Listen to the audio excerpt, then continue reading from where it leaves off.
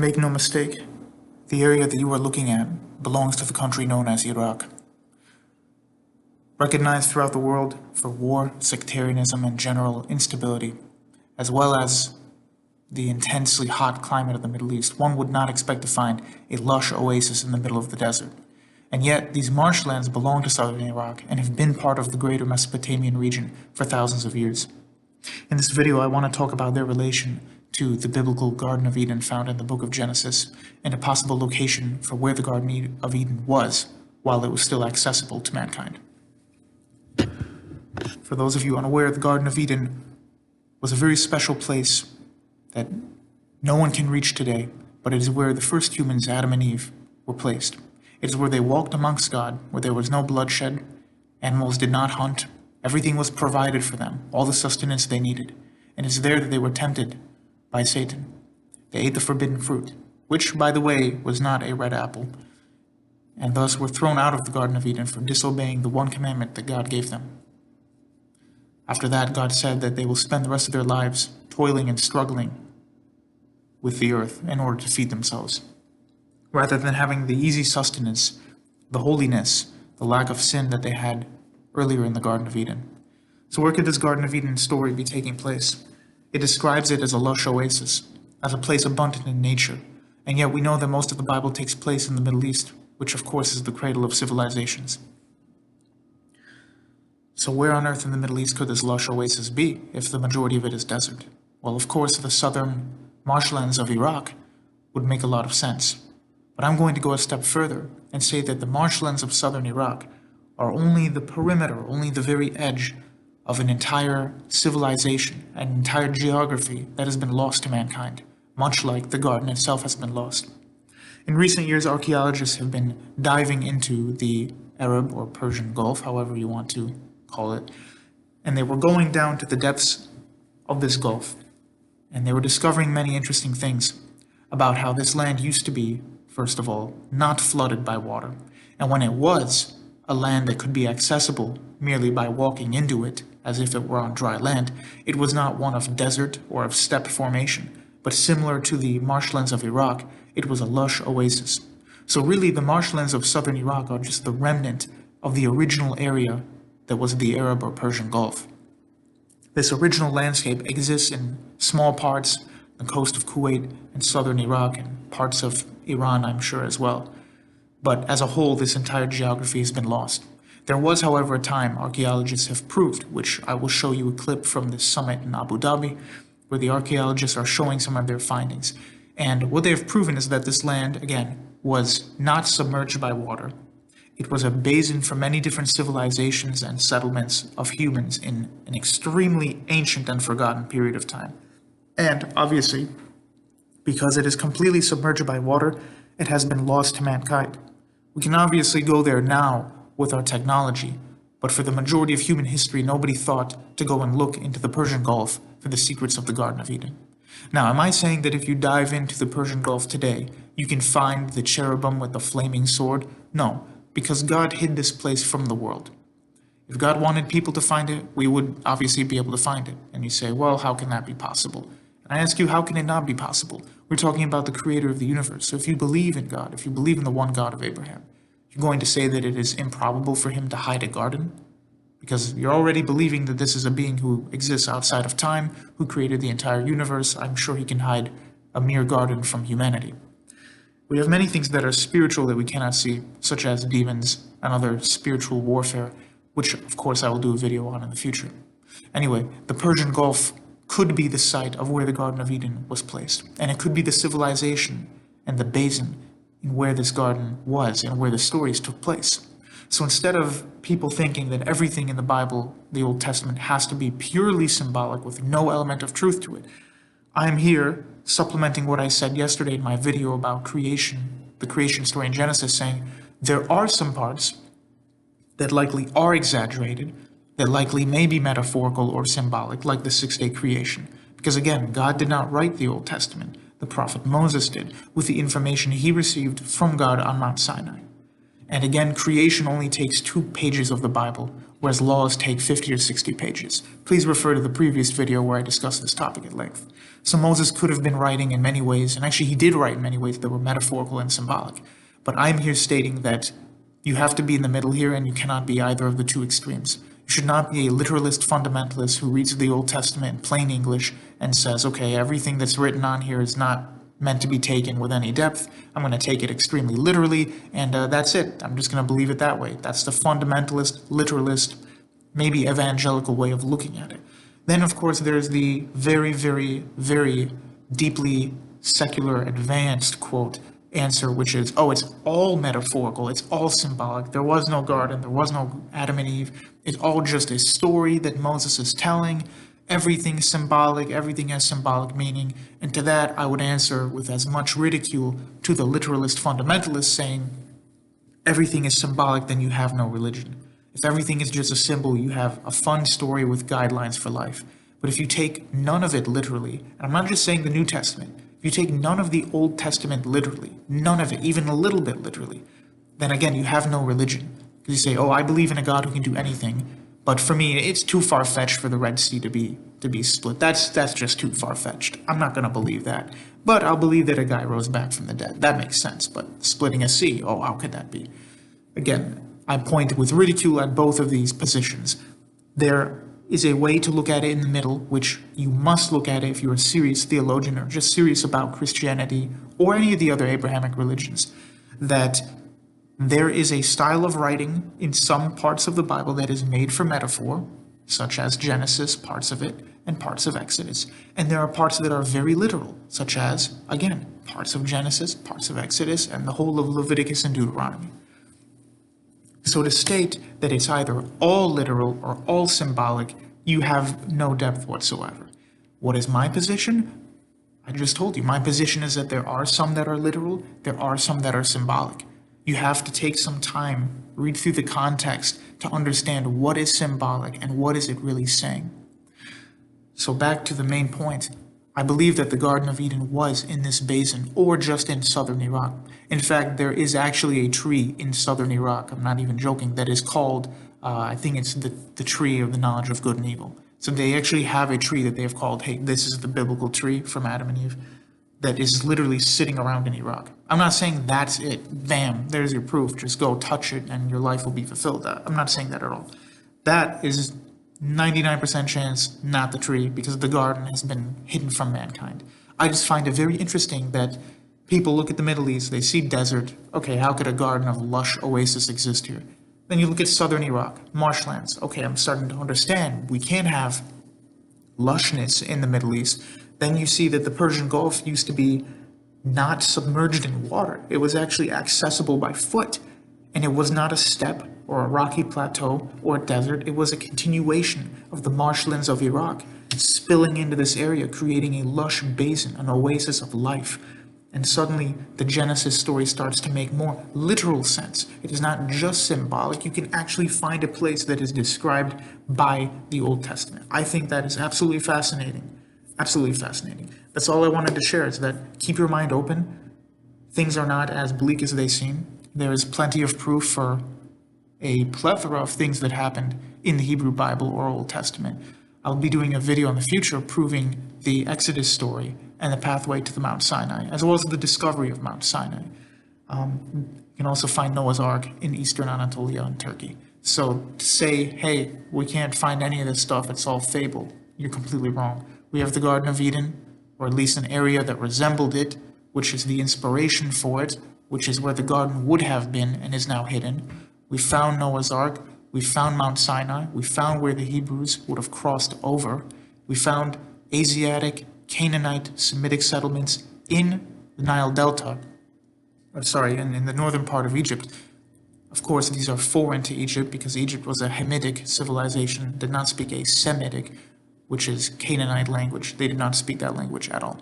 So anyway, please enjoy, and hope you guys enjoyed this video.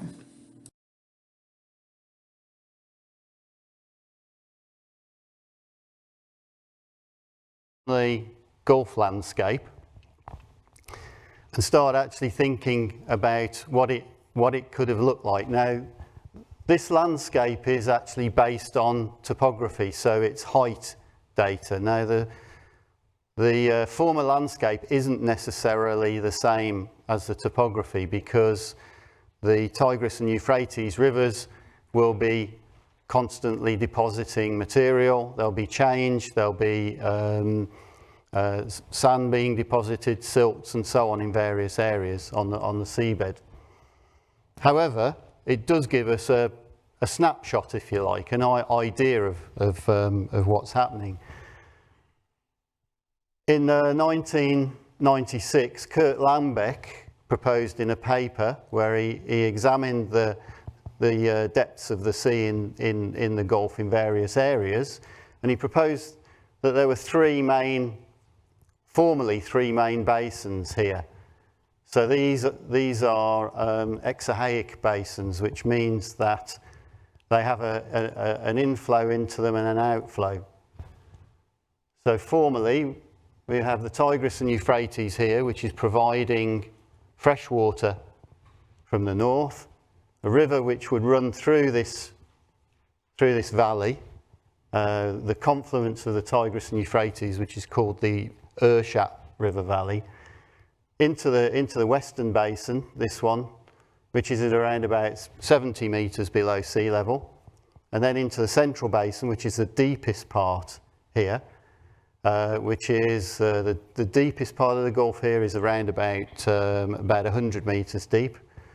This basin would have been around about 80 metres, at about 80 metres. So probably could have formed a lake somewhere in the region of about 20 metres deep and around 220,000 square kilometres altogether. So this is this main river valley here, and then a third eastern basin, which is at a slightly lower point. So what this is a representation really of these three river basins, and so we've got the sea here. But actually, the sea at the peak of the last ice age would have been around about 120 metres below existing levels today. So this is the Bubian Shelf here, and the sea would have been right out here off the coast of Oman. Some of these areas around here, you probably realise actually, these are very, very shallow areas. Even you can go out 30, 40 kilometres here, and it's only around about 20 metres deep, 20 to 30 metres deep, and then it suddenly shelves off down here down to about 60 metres into the actual river valley here. The other thing that Kurt Lambeck noted was that these areas here were full of basins as well. So basins that would fill up, basins that held water, possibly swamp areas, etc. Oops, sorry. So, yeah, so just really thinking about who was in this landscape. So we have sure, it's theoretical at the moment. We're thinking about what the landscape possibly was like there, who was also inhabiting the landscape. Now, the closest idea that we have for that are the Ubaid sites, which generally dating from about 5,800 BCE onwards. Now, they're called Ubaid sites because they have Ubaid pottery. Now, the Ubaid, I think you've probably heard Mark discuss this before about this. We have a number of Ubaid sites within the Emirates down here. This is a vase that was found at Marawa, again, which would have come probably somewhere in southern Mesopotamia, probably in this area around Eridu area here. So these, excuse me, each of these red blobs here is a major Ubaid site here, and actually notice firstly they're all coastal sites. This is a point they're either on islands or they're nearly all coastal. Very few inland along here. The second point is we've got nearly 500 kilometres here, from here to here. So why is there this contact between groups here, in this area, and the groups at the top there? What is the driving force behind this cultural exchange, economic interaction that's going on between these two groups? So another aspect of this is also the hydrology of the region. So this is the Dammam, the extent of the Dammam aquifer, which is broken up into two parts. There's actually the upper Alat and the Kobar parts of this aquifer. Now, the aquifer charges in this area around sort of northern Yemen, northern Salalah region around here, and then the water's trapped under non-porous rock within this area and comes out around the Gulf area here. I mean, you're probably aware of Bahrain. If you go back about 50, 60 years, there were actually artesian springs in Bahrain, springs coming up out of the groundwater in that region because the groundwater pressure was so high, and that's groundwater pressure coming out of this aquifer. It takes thousands of years, maybe 20,000 years to get through this aquifer, but what it does mean is that this area has very high groundwater here. Again, possibly one of the reasons for the location of the Ubaid sites. I mean, certainly as coastal sites, they're able to exploit marine resources and they're able to exploit inland resources. So the next slide is actually a section, a schematic section from here, from A to B. Just one other point to make as well. The reason that it flows in this direction is because the Arabian plate is subducting underneath the Eurasian plate, under the Zagros Mountains, basically. So the Arabian plate is tilting, with the higher area being in Yemen and around here, lower areas being towards the northern end of the plate here. So when we look at the cross-section of that, what actually happens is rainfall here on the Arabian Shield permeates into the rock.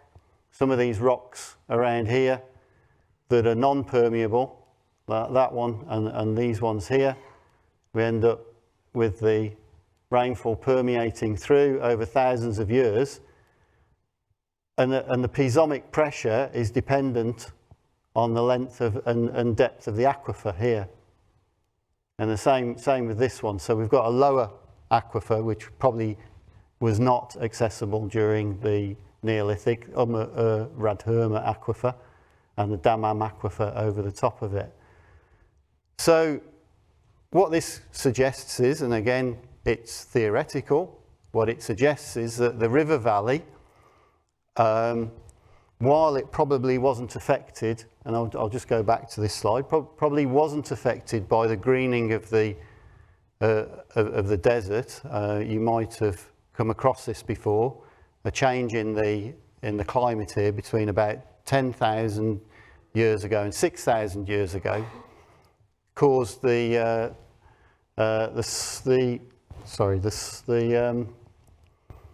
summer monsoon to migrate northwards. So we currently have the extent of the southern monsoon here from about 10,000 to about 6,000 years ago. It moved northwards, just about to the northern extent of the Emirates here. But so far, there's very little suggestion that it travelled further into Saudi Arabia or into the Gulf area. But it may have benefited, that region may have benefited via the aquifers, via springs around the former river valley there. So we've not only got the Ubaid pottery, but another pottery type that's found in association with the Ubaid pottery is an Arabian courseware pottery. So that's generally found in this area. Now, Again, the interesting thing about this is it must be a locally made pottery. It's not coming from southern Mesopotamia up here. It's found up here in Bahra 1 and in H3, but it's not coming from this region. So it's being made locally here, but there's never been any pottery sites of Arabian coursewares that have been found so far. There are some arguments that it's made in very small industries, so you don't need a kiln, you just need a small fire, and you light, you make a small fire perhaps with reeds and so on, and you put the pot in and fire it, because it is a very, very low fired pottery, this. But again, we might have still expected some wasters coming from this, some pottery wasters, and also to produce pottery you need extensive amounts of fresh water, you need firewood, you need fuel, and you need good clay sources. And again, these clay sources, we don't find them associated with the Ubaid sites. So it starts to ask the question, where's this pottery coming from? So if we start to delve a little bit further and go further than just understanding the topography, and sure, we can understand a little bit about the river valley and the Gulf and the submerged landscape from the topographic data, but if we genuinely want to then start mapping it and getting to grips with it, the way forward with this has to be through geophysics.